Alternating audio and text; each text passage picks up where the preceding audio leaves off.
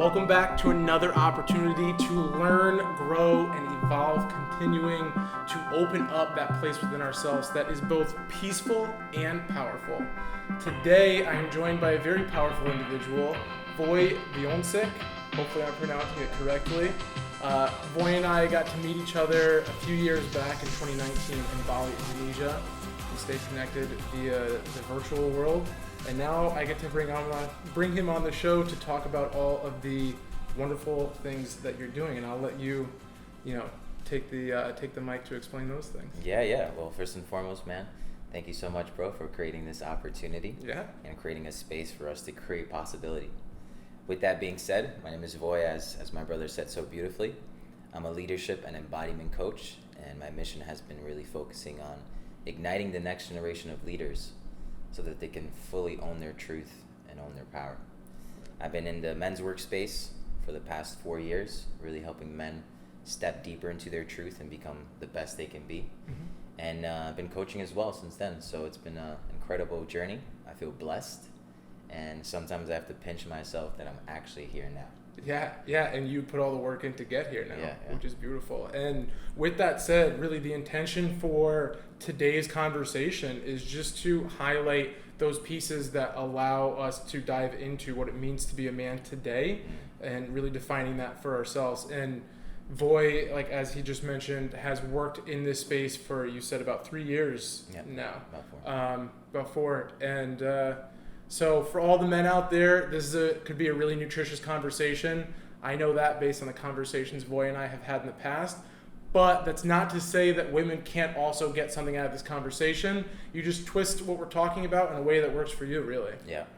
So, Voy, I am curious, since we're talking about men's work here, what is it that originally got you so interested in men's work specifically, instead of diving into the other potential coaching aspects? Beautifully said. So long story short, being born and raised in Poland in a village, everything in that society was like, I have to do it by myself. Don't ask for help. I have to be strong. I have to put this fight against the world. It's like this push-pull energy. And that's what my father always embodied. So seeing him and watching him, that's what I picked up, right? Because we necessarily don't learn as much from our father speaking to us. It's what we actually see him do. We learn through the actions. He was very stoic. When people wanted to give him help, he was like, no. Yeah, I got it. I'm a man, I got it. So I grew up with that mentality, and that's how I embodied it. And long story short, when I graduated university, got into sales, dove into cybersecurity, and in cybersecurity, I was fully into like personal development. However, I could never ask for help. And one day, I was working in the sales side, and on the marketing side, there was this gentleman named Jose, which you know of. Yeah. And I was cool with everybody in the space except Jose. And every time I saw Jose, I was like, there's something I don't like about this man. And it was a judgment. Right? It was a judgment. It was a fear. Of course, yeah. Because I was intimidated by another powerful man. Yeah. Right? So one day I walk into the kitchen, and I see him there. And I remember this quote for Abraham Lincoln, and don't quote me on this, but it went something like, I don't know this man. Oh, I don't like this man. I must get to know him better. So I saw him in the kitchen. I was like, let me lean in. And we start talking and vibing a little bit. And Jose's like, listen, I got this book club I'm starting. I know you're into personal development. Would you mind coming by and just being in the book club? I was like, shit. Everybody's going out for Thirsty Thursdays, and I go home to do breathwork and meditate. So when this guy came up to me and he's like, let's read books, I was like, ooh, community. Yeah, community. Someone's really tapping into that piece of you. Exactly, because I felt alone. I felt like the conversations I was having, people just weren't resonating with. Yeah. So as he invited me to that, he invited all his friends. I show up to his house, and I'm the only one that showed up. And what that essentially was, what he was creating or inviting me into, was to just have a conversation with another man about topics that go below the surface. Yeah. Not the cars, not the women, not the money. Yes, those are pieces to that. However, what's happening within here? And during that conversation, him and I both, that was the first time for both of us, felt incredible. Right. seeing like another brother who like we respect, and we just like literally met, Yeah. and we dove in deep. You do meditation, you do breath work. You know, after like 3 rounds of breath work, when you come out of it, sometimes you feel like the vibration in your body. The energy is just prime. It's just like whoa, whoa, whoa, whoa, whoa, whoa. Yeah. That's what I felt when I left the conversation with another man. Right. And you really embodied that quote by Abraham Lincoln. It's almost like he had that energy about him while you guys were in the workspace, because it was making you An invitation. It was providing an invitation to dive invitation. deeper with him. Yeah. Exactly. And Wow. they say like, you know, the triggers are the pathway to freedom. Triggers are the teachers. So when I was making a judgment and getting triggered by him, I was just like, something I should probably lean into. Yeah, which is extremely noble, by the way, because I think it's at least in my experience, it's been the normal reaction until the past few years, where it's like, if something's uncomfortable or there's like a little bit of edginess about a person, lean away. You know what I mean? So for you to lean in already speaks to the work that you've done for yourself. You know? That's a great You know, perspective. it's beautiful, right? Because it's like you went on your own journey, and then that created the platform for you to now invite another person on your journey, or you guys, you know, invited each other essentially. Yeah, exactly. Yeah. Beautiful. Thank you for that perspective, bro. Yeah, of course. Receiving those flowers. Yeah, take those flowers. So with that, man, we had that conversation, and that just literally like built this energy, this inspiration, this like feeling of support, community, tribe, even if it was just one man. Yeah. And I went home and I was just like, holy shit, we have to do this again. So we did it again. We invited a couple men, and they felt that too. And in that moment, there was a shift. I was like, there's something here. And no matter how much things I've done in the past to feel like bliss, this by far has been pivotal for me. Yeah. So we leaned in. Mm-hmm. And since that moment, it was just a journey of full on getting deeper into the men's space and cultivating experiences for men to not only feel supported, but to feel like the motherfucking badasses and leaders that they are. And when they lead, it comes from a place of truth and integrity and intention, as opposed to fear. Right. So that moment with Jose in his living room was pretty much the spark of what got me into like men's work. In a really organic, beautiful way. Organic, beautiful way, and it was I was guided. Yeah. I was guided, and my knucklehead didn't want to listen sometimes to the signs, so I resisted. Yeah. Yeah. So that's like, and I actually ended up meeting you very shortly after, maybe a year after, because you said that. Yeah, it was literally like a year after that. Yeah. And actually, just for context, Jose actually introduced me to you. I met Jose in Cafe Vespa in Bali. Then you guys came to my going away party, which I actually ended up never going away. But then we got to meet there, which was very cool. I remember him first telling me about you. Now we know kind of what you're doing now. We know where you're at. I'm curious because I feel like there's a lot of pieces in this to relate with. Where your journey started prior to that, where you started before meeting Jose, before having a two-man wolf pack, to being a lone wolf. Where was it that you started to bring these conscious, mindful practices into your personal life? Great question, bro. Age was 19.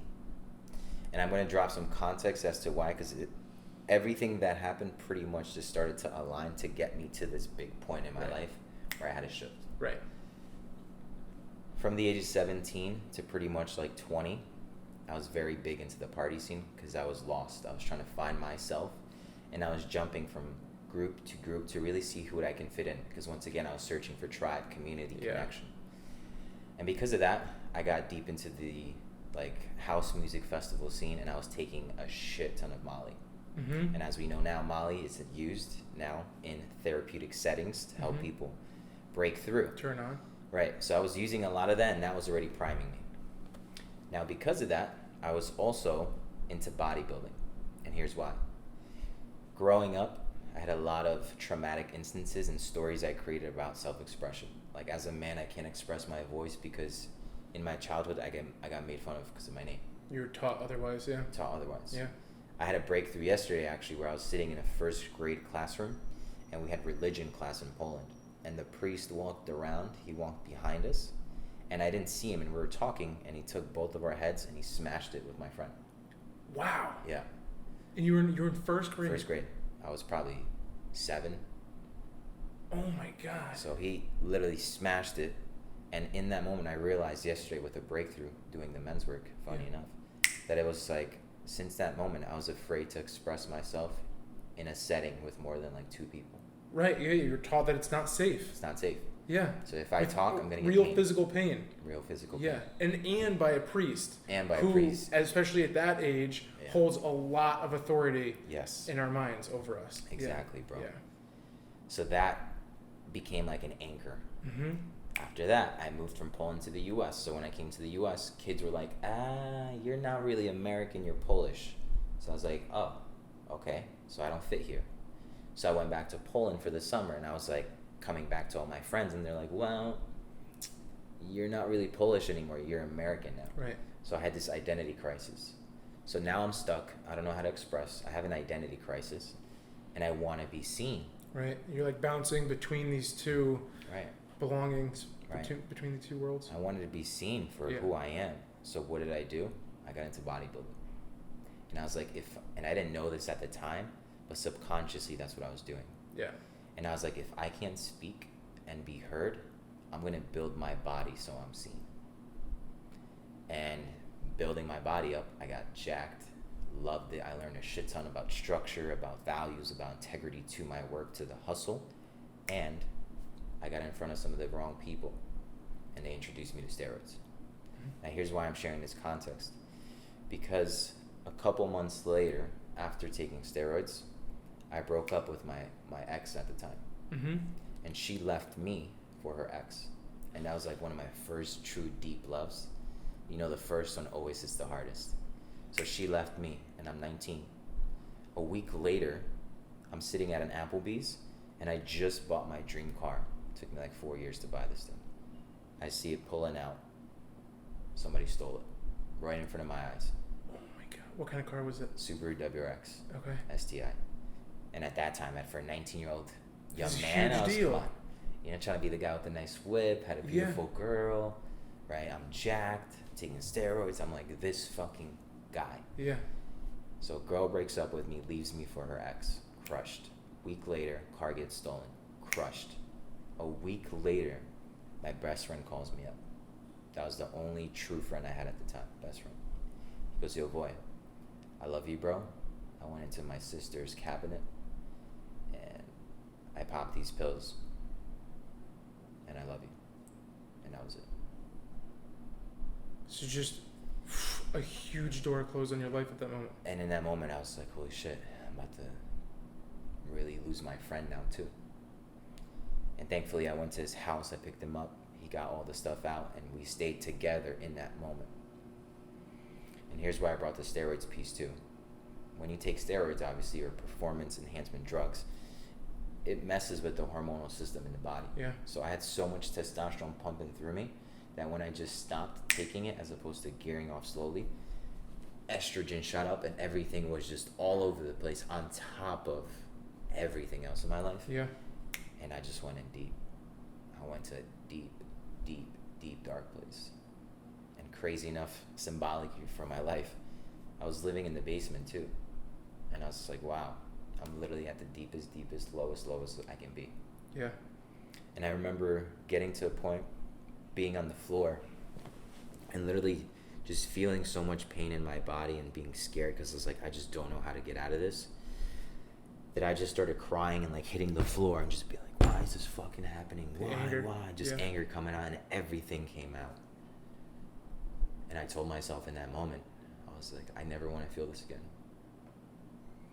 And I call it the idea fairy. Yeah. She flies around and she gives ideas to us. And it's up to us to take the idea, because if we don't, she's just going to fly over and give it to somebody else. And she dropped the idea. She goes, read. All right. Amazon was just coming out. Started ordering books. The first book I got was How to Win Friends and Influence People. Okay. Then I got to the 4 Agreements, Mastery Love. And those books started to slowly shift perspective. And since that moment, it's just been game on how to discover myself more so I don't have to feel that pain again. Yeah. So long story short, that for me was like a pivotal moment where I was like, okay, this here ain't working. and this isn't working because this isn't working. Yeah. So instead of trying to work on this and get the nice car, get the nice girl, got the nice job, got the nice body, let me turn that around and go in here and try to figure out what's nice within here. Right. Internal equals external, but external does not equal internal. Exactly. Yeah. So once I opened the door to my heart, yeah, and I started to figure out what were the things blocking me from fully expressing my truth and owning yeah, my power, it was game on since. And it was just after that, like breathwork, entrepreneurship, sovereignty, freedom, mindset, meditation, plant medicine, mentor. It was just right, one after the next. Right. And what's also like really commendable, this is just a podcast about compliments really, but what's really commendable here is like often walk out with flowers like yeah, this. you're flowers, bro. that's really the main intention here. But no, what's really incredible is when people go through this pain in a really intense way and they're like, I don't ever want to experience this again. In my experience also, it put up a lot of resistance around me feeling in general. I was like, I just don't want to feel this stuff anymore, so I kind of closed my heart space a little bit and just shut that out. But what you did and what you do today that I have gotten to witness is you're not only saying like, you know, I don't want to feel this anymore, but you're allowing yourself to feel it, to heal it, right? Because the you know, infamous line is feel to heal, resist to persist. Right. And so it's not like you're resisting the experiences. You're allowing them to come so that you are living in that core essence of yourself and choosing that as, you know, the different emotions or different feelings or different sensations. So like you just said, like you could live in your truth, live in your power. Right. Yeah. And that's like something that we talk about in the channel is like allowing yourself to feel it, allow it to come up, so that you can move through it instead of, you know, like shut that door, shut that door, shut that door. And then all this stuff builds behind that door in this closet. And then one day, you're not going to be able to open this door at some point. One day that door is going to open for some reason or another. And all that stuff's going to come out. Fly out. And in my opinion, let's have it happen earlier rather than later, sooner rather than later. Yeah. Beautifully said, man. And what I'm hearing from your share is that circulation is what creates healing. Yeah. Because energy can't be created nor destroyed. So when the energy comes into our sphere and we feel it in the body, energy rises. And a lot of us, I'll speak for myself, I wasn't taught how to feel this, how to release this. So I was like, oh, energy, what is this? Push down. Right. Push down. And that's to your door, like to your point. That door was down here and I just kept pushing shit into that door, pushing it in. Yeah. And then one day while I'm driving and somebody like beeps the horn instead of saying like, whatever, it's like, yo, fuck you, bro. And I'm spilling my coffee and I'm going after this guy because all this shit is coming out up. and it's coming at him. Right. And it's like, out here going on the freeway like a $120, like going out of my way just to chase this one guy. Right. Whereas just like show him the finger. The other side of that would be like you would just allow whatever happened to happen to move through you and you'd forget about it. You'd shit it out. But it can't leave your body because you don't have the capacity to, because that stuff is just blocking the ability for that energy to circulate. Yeah. And it's mind blowing because feeling and healing is innate with us. Yeah. It's not like something we have to be taught. Now we have to be retaught or unlearn. Yeah. But if you look at kids, right? If a kid is upset and they have a temper tantrum, the kid's just going to scream, kick, cry. And if you just let the kid be and just witness him, he's going to kick as much as he can and scream and let all this energy out until the energy starts moving slower and slower and slower. And he's either going to take a nap, or he's going to go play. Yeah. And he's good. So as kids, as I was doing that and like having these temper tantrums and all this was just moving through me and healing me so I don't have to hold on to that, somebody in my life sometimes said, stop. That's not okay. You can't do that here. And I was like, and then okay, that's not okay. Let me push this down. Yeah. Beautiful. And so you've really opened the door and you let it all out when you were 19 and you had the catalyst to make that shift. All these things came into your life. 19 was the catalyst. Yeah. But I want to be clear that I didn't still know how to feel. Right. I just let it out because it was so like the pot was boiling so much. Could not let it out. Yeah, it just had to pop. had to pop. If not, my head was gonna pop. Yeah, yeah. And I got a big head, so we Yeah. would have seen a big explosion. But that was like a catalyst just to look at things from a different perspective. Yeah. That was the initiation to just think and look at things differently. Yeah. And explore what's there. So feeling probably came 6, 7, 8 years later after that. So it took some time to get to the feeling because that was practice. Like, Yeah, was it's edgy. It's not a one and done. It's edgy. A practice. Yeah, for sure. Yeah. And so in those years, you started with reading. Also comment on that. I also, like, my journey started with, let me read books. And what was your first book? You don't mind me asking. Do you remember, like, one my that was like first, pivotal? That was pivotal. Like, you read this one, you were like, okay, yeah, I'm never gonna be the same after this one. Here's the irony, though. I never finished the book. I never got past the second chapter. Okay. Yeah, that's how hard it hit. That's how hard it hit. I said, I got my nugget. I'm leaving. Seriously, the book. This was like the 7th book that I read, and obviously, like the other books that I had read, like really geared me up for this one. Yeah. But I read Stephen Covey's 7 Habits of a Highly Effective Person. Yeah. I don't know if you remember it.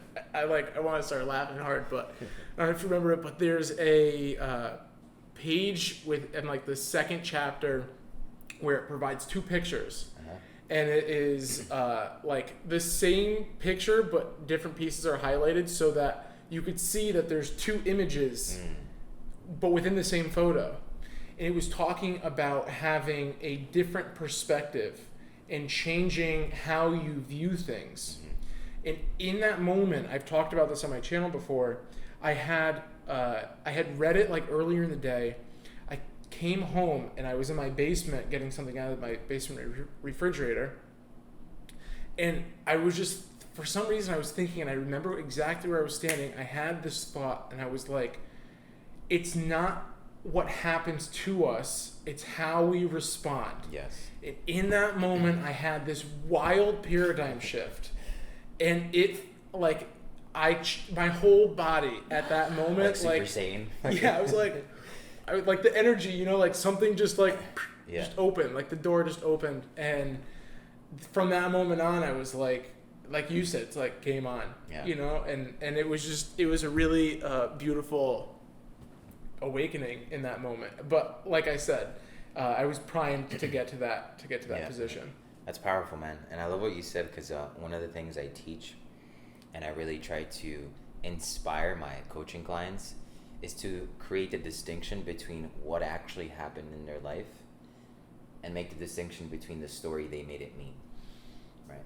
Because as soon as we can make the distinction between the two, that's where freedom happens. That's where we get to break through the constraint. Because a lot of us, or I will speak for myself, something happened in my life, my body got stuck in that, my body received it, and now my mind is holding on to that story of what I made it mean. Yeah. Right? So for example, I'll give an example that was a big one. A teacher, when I came to America, was looking at the names, and I saw her go down to the last name, and I know my name ends with a W, so I was like, oh, here it comes. And she stopped, and she couldn't pronounce it right, so she messed it up. And all that happened in that moment was a teacher getting students ready for class, and she just misread the name. What I made it mean is that my name's not good, that I don't fit in, I shouldn't be able to express myself, and I need to hide. Yeah. And I held on to that story for years. Yeah. So anytime I heard my name, it was just a story, and my body was just freezing. And as soon as I made that distinction, and I realized, holy shit, I've been holding on to something that happened the way it happened because it couldn't happen any other way because it didn't. And once I let go of the story of what I made it mean and realized it just happened, freedom started to occur for me. Right? So I felt that one, yeah. That was a big thing. And for anybody listening, I would advise you just to do an inventory of your life of where you have been inauthentic about being authentic. Right? Because as soon as we stop being authentic, we start losing the sense of power and freedom. Whether it's being inauthentic in our relationships to our parents, our best friends, our girlfriends, our boyfriends, whoever. The more we're inauthentic, the more traps and constraints we create. Yeah. So to your point and this word that you dropped, the edge, create that edge and lean in and let yourself be responsible and authentic, and everything else is going to unfold and you're going to break through to freedom. So I just wanted to share that. Beautiful. So as you have leaned into your edge and what you're talking about with where you're showing up for authenticity from an inauthentic place, what has come out of that for you in terms of creating now how you want to show up? Perhaps from a values standpoint, right? Because it's like at one point we are operating on how, we might really perceive ourselves as authentic if we don't know better. And we have a certain value list that is associated with that. And then as you start to have that awareness of wow, this actually isn't me, you get to unlearn and create that new one. So I'm curious for you, what has been brought into your sphere, into you, or I should say out of you? That was a long-winded question, but Yeah. So I want to drop this example of how I view this question that you shared, and this is how I view the work that I do. Okay. So I'm going to share a quick story, if that's okay. Yeah, please. And I might have shared this with you before, so if I have, I'm going to hear it twice and get new nuggets. Yeah, get new nuggets. And you probably heard it. It's a famous story. The story of Michelangelo. Okay. I mentioned this, right? I think you did, but Alright, let's so hear I'll it. bring it up again. As you know, there's a famous Renaissance era artist, Michelangelo, and he was out there creating some artwork pieces. And somewhere in that realm, the king was looking to have a piece created from this marble. And he hired a different artist to create this statue from this marble.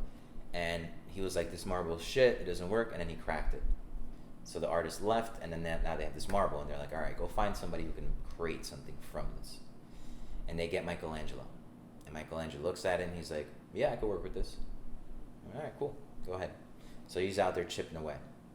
And as he's chipping away, a man walks up, and I don't know what you would call him back in the day, like a reporter, I don't know. Yeah. Or whatever they call it back A journalist. A journalist. Yeah, whatever. like a Renaissance era journalist. Yeah. With a scroll. Yeah. Good day, sir. So he comes up to him, and he's chipping away, and the journalist goes, Michelangelo, how are you going to create a masterpiece, keyword masterpiece, from this marble, and it's cracked? Michelangelo goes, it's easy. And he was creating the statue of David. He goes, it's easy.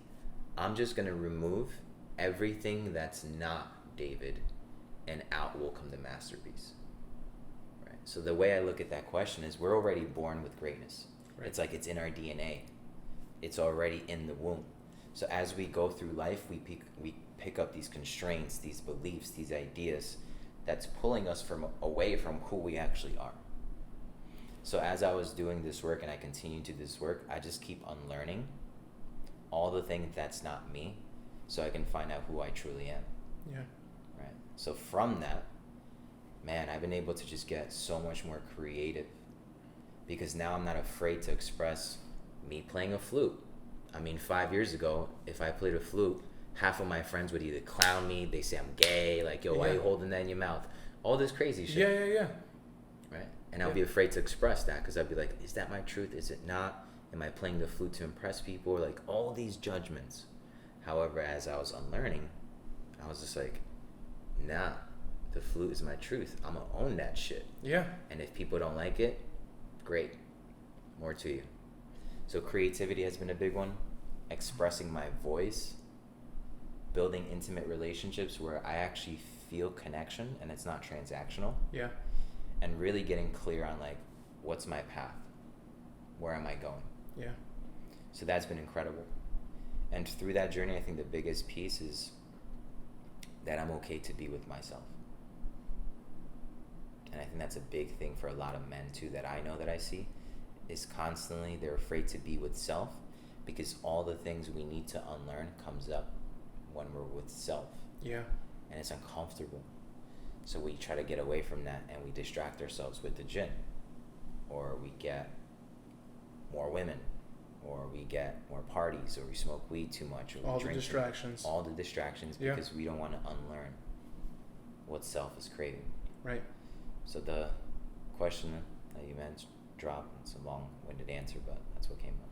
No, but that's exactly it. And I don't want to get too far away from, like some of the essence of the story that you mentioned with Michelangelo. That is such a powerful window to look at life through. Yeah. It's like, I'm already here. Yeah. I'm here. It's just that as I've been, raised, as I was in high school, as I was here and then there and then there, all of these other people are projecting their own things onto me. And we're vulnerable at a young age, right? We're like very, very vulnerable. We're a blank canvas. Yeah, like a sponge. Yeah. So we're adopting those core beliefs that might be of, really negative self-image or insecurity or like big self-doubt or overcompensation, whatever it might be. It's like that is all of the marble that's covering David before it's etched. And so to have that image of like, I'm in here, it just, and it's beautiful. So I just wanted to like really accentuate that piece, because that's like coming back to, I say like in the beginning, like coming back to the peace and the power that exists within, right? Because it's peaceful. Once you're in your authentic self, like, yes, you're still having to navigate life, but it's much easier and so much more smooth to just go through life from like, this is me, take it or leave it, you know? And it's like, you don't have to overcompensate for that, and make sure you're showing up this way, because you're just being you, and it's the easiest thing to do. Absolutely. And to your point, something that I want to share, and I share this with everybody, specifically my clients. Yeah. So for the majority of my 20s, life was all about like pushing and pulling, and like I said, me against life, this fight. And that was me essentially swimming up the river. Yeah. So there's a current and there's a flow, and I'm swimming up against it. And I'm making my way, but it's fucking hard, and it's a lot of work to constantly go against or fight something, aka life. So to your point, what you're saying is, as I got closer to my truth, I started to realize what's actually for me. Yeah. And I was able to shift. Instead of swimming up the river, I started to swim down the river, and I started to swim with the flow, with the current. Super fast. Yeah. And here's the thing. Either way, we're still getting fucking wet. Yeah. But I'd rather swim down the river than try to fight against it, especially when sometimes the current is coming so strong. Yeah. Right? So that for me is like getting closer to the flow and rhythm and season of my life. Yeah. Yeah. I like that, though. You're still getting wet. Still getting wet, man. Life is going to get us wet. You're still going to get wet. Yeah. Damn, I'm left without words right now, because it's true. It's like, if there's anything to download in these conversations or in just like my channel or probably in your coaching too. Yeah. It's like, we're just getting you back to that person. Yeah. Getting you back to that place. Yeah. And so you mentioned that the values for you of that place, kind of how this being is being represented in this physical world, self-expression is a huge one for you. Yeah. And it shows too. And it's beautiful that you like, I'm looking at your Instagram. I'm gonna be real, maybe a little sappy, but very honest. Like, when I look at you in your virtual presence, even in your physical presence, it's like, I wanna learn from this man, right? Because you are showing up in such a beautiful way from a style perspective, from the way that you share your messages. It's a very playful but very direct experience, and so I really have enjoyed witnessing the values that you present. Yo, bro, yeah. I can't hold any more flowers, bro. Give me some space here. Yeah, but it's cool, and I think that also has to do with like why I asked you to come on the podcast also. Yeah. So maybe this is shifting gears a little bit here, but I want to ask, as you have these values for yourself now, what are you excited about in terms of continuing to live these values out into the physical world, whether it be more personal, playful, dancing type things, or it be playing the flute a little bit more often, or coaching and creating certain things? What's true for you right now? What's true for me right now? I think this is something I share, and it's all right if we curse, right? Just wanna Yeah, make yeah, sure. yeah. You can share. I feel like once we see something, we can't unsee it, Yeah. right? And the way I feel that is like once I got into this work, it's almost as if like I'm fucked. Yeah. It's like that's it. This is the path, and there's no turning back. Yeah. So it's like almost, and I don't want to use this word, but there's this addiction to personal development because I know on the other side is freedom, and freedom is the number one value for me. Freedom is this thing at the forefront that I want to feel. Freedom to express, freedom to be, right? And I'll share this piece too about freedom and values, and then I'll dive in. Mm-hmm. I had a brother of mine, Jeff, and Jeff is just a powerful leader and just an incredible creative. And I was doing a little session with him and asking him a couple questions just because I'm inspired by this man. And I asked him, because freedom's a big thing for me, and I was like, yo, Jeff, what does freedom look like to you? And Jeff stops, he pauses, and this guy has built multiple businesses. He's got a family, like he's good. He's good, yes. He's situated. Good. He's good. And he goes, freedom to me, he goes, it's play. Mm. I was like, huh. And he goes, everything now that I'm creating in my life, including my businesses, my family, it's a playground. And when I wake up, I want to step into my playground and I want to play. Because if I'm not having fun, I don't want to do it. And I was like, dang. And the reason why I say that is because that gave me the perspective shift, and it inspired the question of how can I show up for my life through play? Literally, as I make my cup of coffee, how can I show up to that with play? When I go out and I read a book, how can I show up to play? When I have this conversation, how can I show up to play? And why play? Because play, it's a lot easier for me, and I'll speak for myself, to get into the vibration and mentality and experience of play than getting into the feeling of abundance. Yes. Because for so me, abundance is like the hits. thing I want to crave and get. Sometimes I can conceptualize abundance, but it's hard for me to feel it. Right. Because I don't feel like I deserve it. Yeah. Right. So I'm out here like, yeah, abundance, I see it. Yeah. And it's like, I don't feel it because my body's like, I don't know if I deserve that. Right. Right. So I block myself from being in abundance. But play, we all know how to fucking play. Oh my, we're born with that. Born. Right. Yeah. Like if you look at animals don't go to a classroom and it's like, all right, guys, this is how we're going to play. You bite him, he bites me, and we like, right? The dogs just go out and they play. It's innate. Same for us. Yeah. So understanding that play is a pathway, it's a gateway to hit the same frequency as abundance, as love, as joy. It's a lot easier to go into these different realms through this path of play. That's strong. That one hits for me. Yeah. Hard. So I've been asking myself the question, and I'll share, and I think I might have shared this with you too, but I'll share if it's okay. No, please. This isn't for me. This is for everybody else. I'm a projector, bro, so I ask for permission. Yeah, I appreciate it. Right after that conversation, I was like, you know what? Anything that's going to come up in the next couple of days, I'm going to open it up with the conversation and the action of play. Mm-hmm. And one of my close friends is in Colombia, and he has 4 dogs, right? So the next day I wake up and I got to go to his house to feed his dogs. Mm-hmm. And there's 4 dogs in the house, pit bull and 3 Frenchies.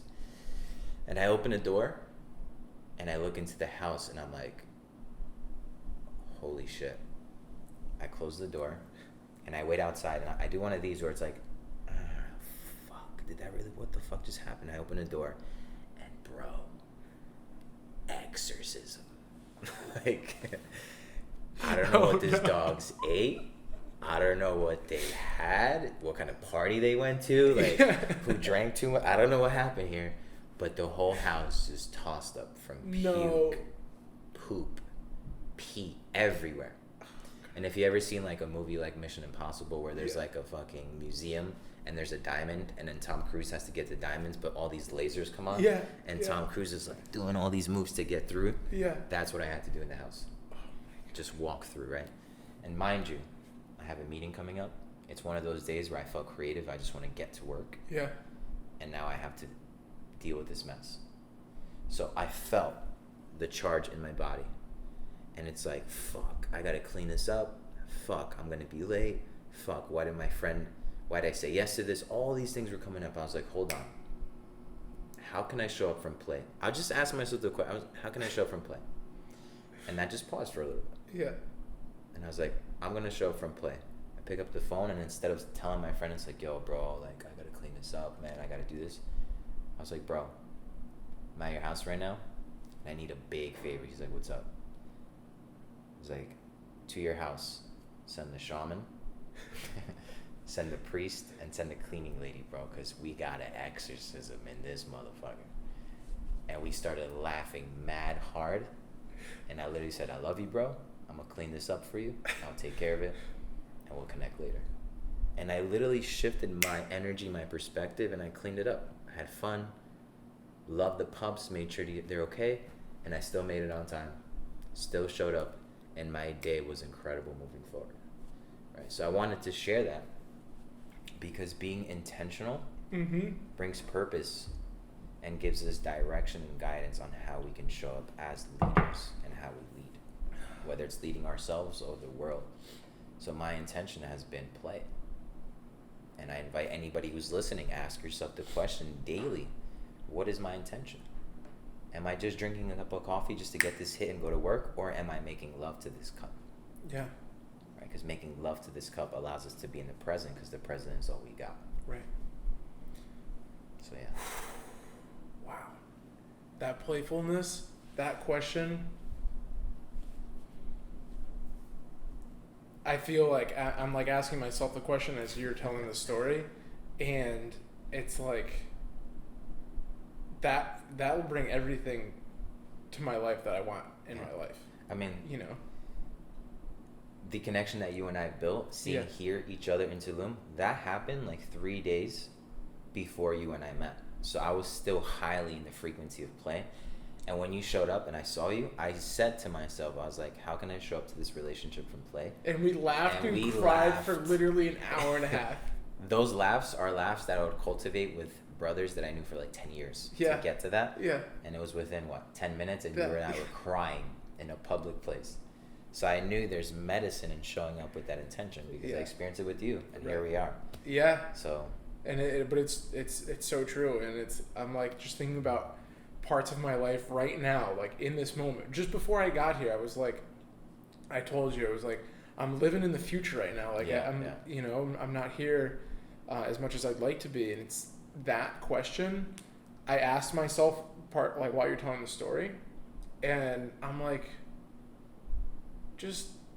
Like, how can I introduce play to this? And I thought about it, and as soon as I asked myself that question, I thought about it for a second. I was like, just don't take life too seriously, you know. And it'll all show up, and it will all play out the way that it's meant to play out. Because asking myself that question puts down barriers and walls and resistances to what is, and it makes it more acceptable to be with. Yeah. And it's almost like a meditation in terms of like being able to be playful with the moment. Yeah, and that's what meditation is. It's like you said, being here in the moment, being with it. Yeah. And play is one of those words, and I'll speak for myself, coming from the entrepreneur space, from like the ambitious, driven side of things. Yeah.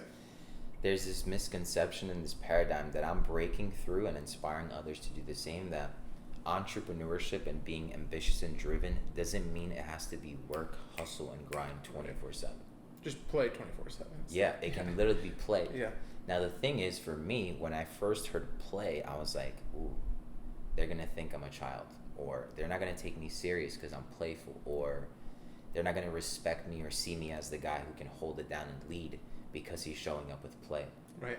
And that was the story I made up for myself, because growing up, my dad was like, be serious. It's not time for play right now. It's time for work. As if they're mutually exclusive. Right. Yeah. So I just kept diving into this work mode, and forgetting about the joy of life, which is play. Yeah. Right. And one of my mentors too, like, I'll share this one last piece, very successful coach. And he was doing like 6 figures in his business, and he literally said, the next year, somebody invited play into his life, and he told himself, how can I show up from play more often? And this is just clicking for me right now. And literally, he was so adamant and structured by play that if you and I had a call, and play is my life now, yeah. if we were going over a minute, I'll be like, hey, bro, I got a hard stop. I got to go play.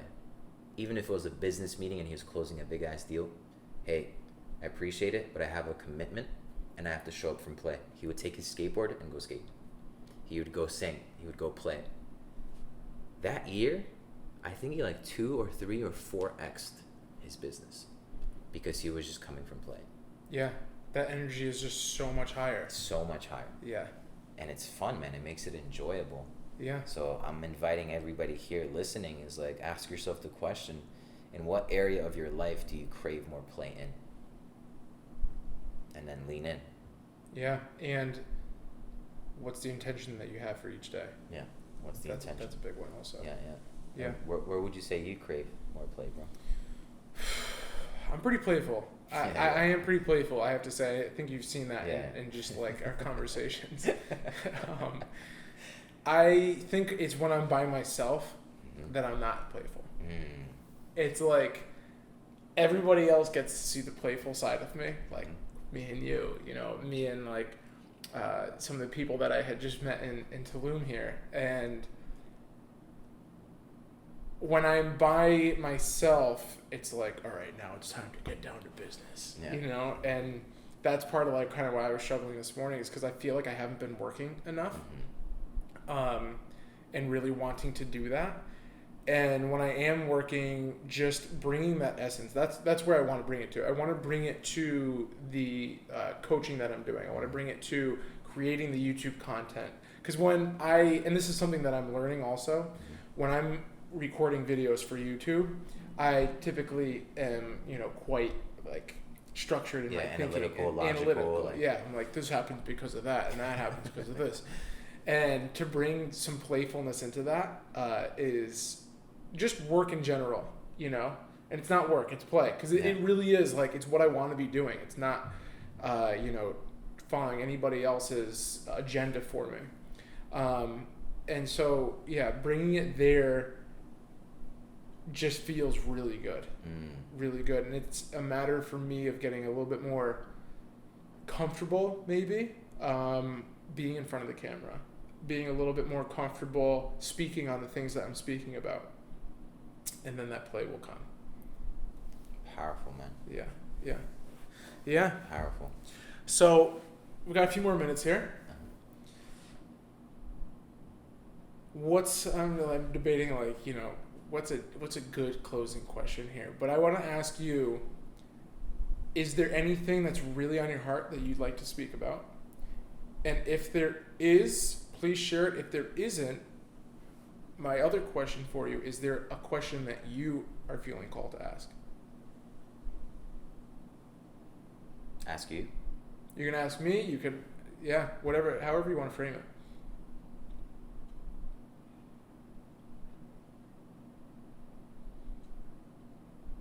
Yeah, I have a question for you. Okay. And then you can throw it back at me. Wonderful. I want to ask you, let's say it's 5 years from now. How would you want to see the world, and what is the impact that you want to create? And this, you could think as big as you want. These questions always overwhelm me. How can I show up from a playful way in my answer? 5 years from now, I'll be 31. And I'll just share this pretext. Your way is the way.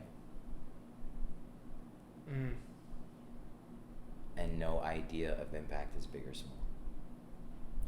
Yeah, very true. My vision, whether it's 5 years or 10 years or 1 year, my vision right now is, and my intention for the year, I said a word for each year. My word for this year is love. In the past, it was health, it was community, it was wealth. This year, it's love, and really this is an intention that I have for my entire life. But what it looks like to me is continuing to do my work. My sadhana is a spiritual practice to essentially uncover yourself and come back to that core essence of who you are. It's to do my work, and through that, what I like to call sadhana soil, grow that tree that acorn into an external expression of how I came back to that peace and that power within myself, and what that external expression is looking like where I am now, being the absolute best coach that I can be, having content online that is entirely free that people can tap into in their own time, in their own path, when it calls to them, so that they can apply those things to their lives. And coaching goes with that, because I feel like just creating YouTube content, it puts all the dots out there, but it doesn't link them together sometimes, because I have, 50, 60 videos. Long term, I really want to bring love. Like, it's really just bringing people back to their love, like to their lives, past all of the conditioning that they received, that they want to unlearn, that they don't want. Because my vision, really my why for doing all of this, is to create a much more loving, a much kinder, a much more playful world that we can live in and be totally comfortable, totally secure in being able to, sit down and be real with Voy. To sit down and share, I have a boundary, and like be accepted with my boundary, not being responded to my boundary with anger or aggravation, which I received a lot as a child. So it's creating a world where we can freely and lovingly communicate with each other, whether it's a challenging conversation or it's a playful conversation, where we can freely feel comfortable expressing ourselves in the way that we want to, with a lot less judgment than we have today. And just showing up from our David, like the place in ourselves is that peace, that is that power. So whatever it looks like, I don't like to put numbers on things as much as I used to. It's like as many people as I can touch with that. That's awesome. Yeah. Because then that's a ripple effect, and that's it's a beautiful share, bro. And so you're a farmer. That's what I heard in your share. Yeah. You're a farmer, and you have this soil, and you've understood now how to grow gifts or plants. Yeah. And you're farming all these gifts, and as they grow, you're there and handing it to the people that need it most, and allowing them to get nourished through that, and allow them to find their David, as you said, by eating that.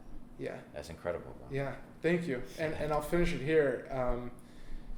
The term I like to use, and it's from Matthew McConaughey, it's an egotistical utilitarian. You're centered in yourself. Yeah. But you're here to provide. Or you're here not even necessarily to provide, just to be of service through who you are. That always resonated with me. Yeah. Being authentic and being in our truth gives permissions for others to do the same. Take the mask off. Yeah, exactly. Yeah. It's all about permission, and that's what we do here. Yeah. It's we all give each other permission to be great. Yeah. And when we have the right people that have been leading themselves from truth, they just give permission, and it's like popcorn popping. People are just getting like permission, and then they finally step into their truth by having permission and realizing, holy shit, this feels different. It feels right. And it feels right. Yeah. And it feels like I want to swim, but this time I'm swimming down the river than up. Yeah, exactly. Yeah, powerful.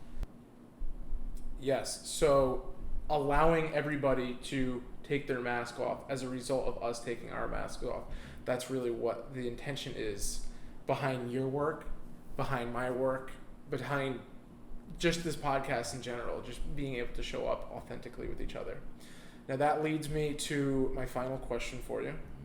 And that question is, where can the people who are listening to this conversation, who are downloading maybe some things that really hit with them, where can they find you so that they can ask more questions and have a conversation? Yeah, absolutely. So I would say the most active channel that I have is Instagram. Mm-hmm. And they can find me at VOY_official. Yes. Voy official. And we're laughing because this guy... I only refer to him as Voy official. I never his last name. Voy official. So Voy_official on IG. And you could find more of my work, little content and gem pieces to help you break through, as well as stepping into a brotherhood which I cultivated and co-founded, Modern Renaissance Man. So we have an online brotherhood. We do experiences, retreats. We have a full-on community. So if you're a man, or you're a woman who has a man, or a brother, a sister, a father, whatever, and you want to bring him into that space, we have that there too. Yeah. And everything is under my Instagram page, so you could find it there. Yeah. So yeah, check out Instagram, and from there you could pivot into different all areas. the other things. Yeah. So. And I just want to shout out to the Modern Renaissance Man because I do have experience with it. Although I haven't attended some of the in-person events, I've been on some of the calls, and I have been through some of the practices that you use within those calls. Powerful. Not only powerful because of the practices themselves, but powerful because of how you guys are are providing them. You know, the way that you are showing up to the space with these other men. It's been powerful. And this goes to you. This also goes to Jose and all the other guys that are holding space in there. Like the times that I have been in the calls, it's like it serves as a vision for the things that I also want to do and how I want to show up when I'm holding space for other people, because it's it's I appreciate that, bro. it hits. I'm gonna grab my phone and make a quick call so that I can have a basket. Yeah. Because there's so many fucking flowers right now that I just can't hold this shit, bro. I appreciate that. It's a whole bouquet, bro. Anyway, ladies and gentlemen, I hope that you found some things that really hit with you, that were a little provocative, made you look at things a bit differently. That's the intention here, and to take that mask off and learn what's really underneath and unlearn what you don't want anymore. If you had some of those provocative thoughts and you were challenged in your thinking, please feel free to reach out to Voy, ask him questions, start a conversation with him. And as always, you can do the same thing with me on my Instagram, on my YouTube channel, and we could have a conversation. And only if you really enjoyed this content, a like or a subscription goes really far away on both my YouTube channel and here on Spotify or on Apple Podcasts. It goes a long way. Because I want to, keep holding these conversations, and that, gives me a little bit more fuel to keep going forward. But only if you really enjoyed it. I don't, no pity likes here. No pity likes. Yeah. Anyway, thank you guys very much, and I will look forward to seeing you in the next podcast and in the next video. Peace, guys. Peace. Thank you for having me. Bro, it's been an absolute pleasure. Boom. Appreciate it, bro. You got it.